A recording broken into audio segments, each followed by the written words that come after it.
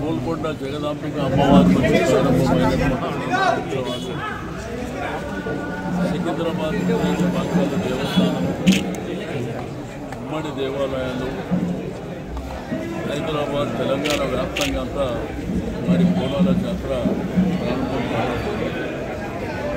ఎక్కడ చూసినా కానీ అందరికీ మంచి జరగాలి. ప్రత్యేకత ఉన్నటువంటి ఇంపార్టెన్స్ ఏంటి అనేటువంటిది చూస్తున్నట్టు.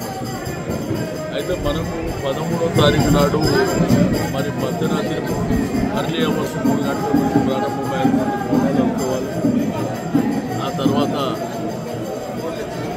తొట్టెల ఊరేగింపులు, శివసత్తులు, ఆ తర్వాత పలారమండ ఊరేగింపులు, నెక్స్ట్ డే మండే నాడు మార్నింగ్ భవిష్యవాణి చెప్పడం, భవిష్యవాణి తర్వాత అంబారి ఊరేగింపు, ఆ తర్వాత మళ్ళీ యథావిధిగా పలారమండ ఊరేగింపుకొని సోమవారం రాత్రికి కార్యక్రమం అంతా ముగిస్తుంది.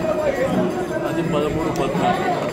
మళ్ళీ 20, 21 3 సిటీ ఉమ్మడి దేవాలయాలతో పాటు హైదరాబాద్, సికింద్రాబాద్ అంతా కూడా ఈ యొక్క కార్యక్రమాలు జరుగుతుంది. మొన్ననే మల్కంపేట ఎల్లమ్మ అమ్మవారి కళ్యాణం కూడా చాలా బ్రహ్మాండంగా జరిగినటువంటి. అయితే పండుగలకు తెలంగాణ ప్రభుత్వం వచ్చిన తర్వాత ఒక ఇంపార్టెన్స్ అంటే భక్తుల మనోభావాలని, ప్రజల మనోభావాలను దృష్టిలో ఉంచుకొని అన్ని ఏర్పాట్లు చాలా బ్రహ్మాండంగా గ్రాండ్గా ఏర్పాటు చేయడానికి శుభతరుణంలో వచ్చేటువంటి భక్తుల ప్రజల సంఖ్య కూడా బాగా పెరిగింది. తద్వారా ఏంటంటే అందరూ సంతోషంగా అమ్మవారిని దర్శించుకునేటువంటి కార్యక్రమం, మరి పూజ చేసేటువంటి కార్యక్రమం కూడా చాలా బ్రహ్మాండంగా జరుగుతుంది. కాబట్టి నేను మీడియా మిత్రులకు కూడా అభినందనలు తెలియజేస్తున్నాను. మీ మాధ్యమాల ద్వారా అంటే ఎవరైతే హైదరాబాద్ రానటువంటి వాళ్ళు, సికింద్రాబాద్ రానటువంటి వాళ్ళు